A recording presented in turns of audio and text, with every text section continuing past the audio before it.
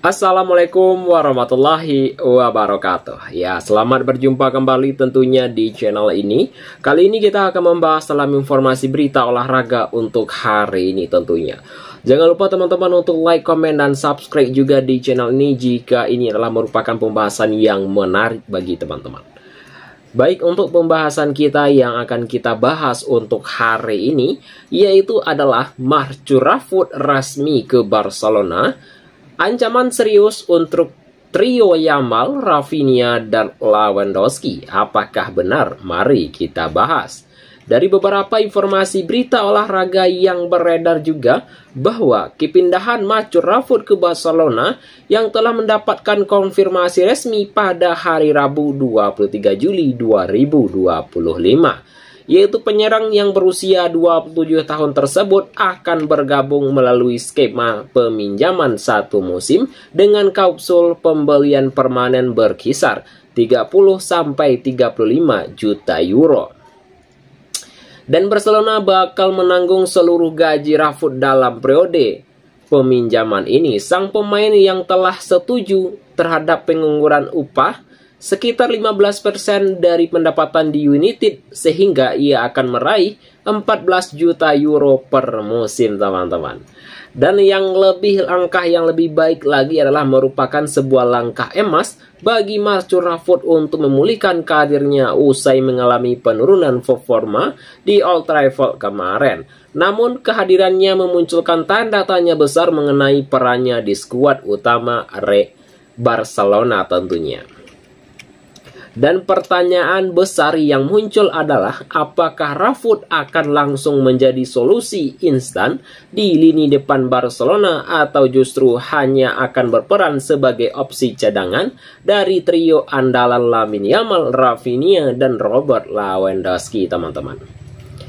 Dan potensi dan posisi di Barcelona, Marcus Rashford tiba dengan membawa reputasi sebagai pemain yang memiliki kecepatan yang sangat tinggi serta ketajaman dalam menyelesaikan peluang, baik itu dari fleksibel, baik itu dari posisi, juga menilai tambahan yang dihadapkan dapat memberikan variasi taktik bagi timnya sendiri. Baik itu dari Hansi Flick, dia telah meyakini bahwa kemampuan Rashford akan meningkat baik itu dari kualitas lini serang Barcelona, terutama ketika Yamal, Rafinha yang membutuhkan waktu istirahat untuk memulihkan cederanya, teman-teman. Dan meskipun demikian, Hansi Flick sendiri yaitu kemungkinan besar akan mendapatkan Rashford sebagai pemain rotasi di awal, baik itu dari Lamine Yamal dan Rafinha untuk menjadi pilihan utama di kedua sayap tersebut. Sementara Robert Lewandowski tetap menjadi pemimpin serang di area sentral, teman-teman. Ya, untuk menjadi menit-menit untuk bermain yang cukup ya, tentunya Rashford harus berjuang keras untuk bersiap, baik itu di posisi, baik itu dia berpeluang bermain di sayap kiri atau berperan sebagai striker yang mendukung serang timnya sendiri. Dan untuk di sini juga Rio Ferdinand, ya mantan rekan setim Rashford di Manchester United, dia telah menyatakan bahwa kedatangan pemain tersebut akan membawa dimensi yang sangat berbeda. Ya, kenapa demikian? Ya, sentuhan magisnya yang baik itu, yaitu adalah barisan pertahanan lama, diyakini akan memperkuat variasi serang Barcelona. Baik itu dari cadangan Rafinha atau penerus Robert Lewandowski, yaitu Rafinha telah menunjukkan bahwa performa yang sangat luar biasa sepanjang musim lalu dan ia telah mencetak gol 34 gol di semua kompetensi. Dalam berbagai pertandingan ia kerap bermain di posisi yang lebih sentral ketimbang di sayap tentunya. Jika menurut teman-teman ini adalah merupakan informasi yang sangat menarik ya, silakan tinggalkan jejak dengan cara berkomentar di video ini. Baik, kita masuk ke dalam pembahasan yang berikutnya, yaitu adalah perpindahan Rafinha ke arah yang tengah yang sangat berpotensi membuka ruang bagi Rashford untuk mengisi posisi sayap kiri. Hal ini bisa menjadi peluang utama untuk membuktikan kemampuan di level tertinggi dunia sepak bola Eropa. Baik itu di sisi lain, Robert Lewandowski akan memasuki usia 37 tahun. pada Agustus 2025 ini, baik itu yang mendatang mengurangi beban fisik juga, serta dia adalah striker veteran tersebut dengan memberikan waktu istirahat yang sangat cukup dan bisa membuka kesempatan bagi Rashford juga. Namun, tidak ada kesepakatan bahwa Rashford akan langsung dimainkan sebagai pergantian utama Robert Lewandowski. Barcelona mungkin akan menerapkan sistem rotasi yang lebih fleksibel dan Rashford diproyeksi akan mendapatkan menit-menit bermain ketika jadwal pertandingan sangat padat, dan ia juga mendapatkan alternatif ketika salah satu dari trio utama mengalami masalah, bukan sebagai starter reguler, teman-teman. Dan yang berikutnya juga adalah peluang karir dan resiko sendiri ya. Untuk peluang karir ya, tentu bergabung dengan tim sebesar Barcelona yaitu merupakan sebuah momentum yang krusial bagi Rashford untuk membuka kembali reputasinya. Dan setelah menghadapi periode yang sulit di United dan sempat dipinjamkan ke Aston Villa, musim ini menjadi kesempatan untuk bangkit. Namun tingkat resiko kegagalan juga tidak bisa diabaikan. Baik itu saja apapun kegagalan menampilkan performa yang sangat konsisten atau tidak memberikan dampak yang sangat signifikan, Barcelona bisa memutuskan untuk tidak mengaktifkan opsi pembelian. Baik itu dari skenario pembelian adalah Marcus Rashford harus kembali ke Manchester United, dijual ke klub lain pada bursa transfer panas mendatang tentunya. Dan oleh karena itu ya, baik itu dari tekanan dari segala yang beradaptasi, itu akan membuktikan dirinya akan sangat besar, teman-teman. Dan di sini juga kita masuk dalam segmen hiburan kita untuk hari ini ya, teman-temanku semuanya. Dan ini adalah merupakan sebuah hiburan semata saja. Jadi butuh pemahamannya saja, dan jika tertarik ya silakan berkomentar ya, teman-teman. Baik, kita masuk ke dalam pembahasan kita yang berikutnya tentunya. Yaitu sungguh aneh ya, tapi nyata Arsenal angkat trofi juara meskipun baru saja kalah dari Milan tentunya.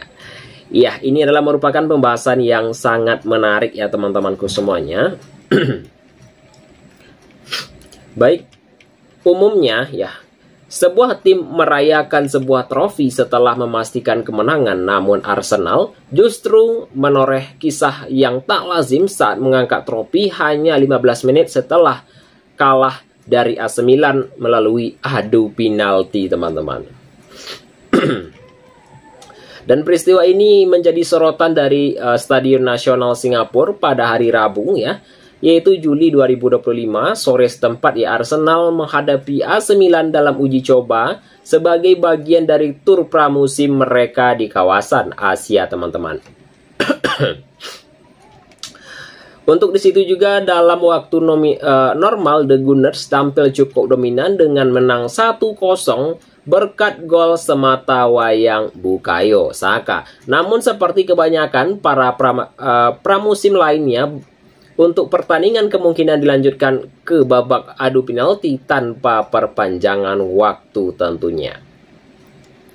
Dan di sini juga yaitu adalah terjadi sebuah kejadian yang tak biasa, itu bermula Arsenal kalah 5-6 sempat itu mereka ya untuk dari pemain muda juga gagal menjalani tugasnya dengan baik ya.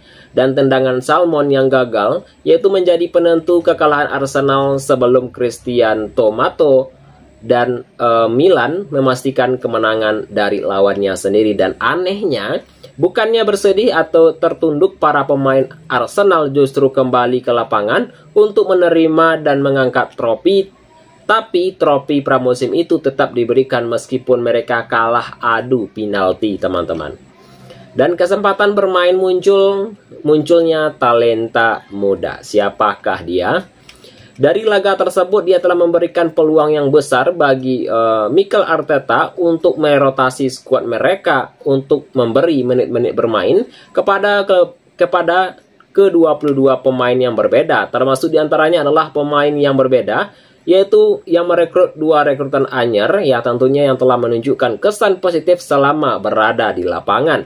Tak hanya itu, Untuk gelandang yang belia ya teman-teman, untuk usia yang 15 tahun turut mendapatkan sebuah kesempatan yang berharga tampil bersama tim utama, baik itu dari Mikel Arteta bahwa perkembangan para pemain muda seperti Dauman tak lepas dari lingkaran seperti kultur tim yang mendukung pertumbuhan mereka sendiri.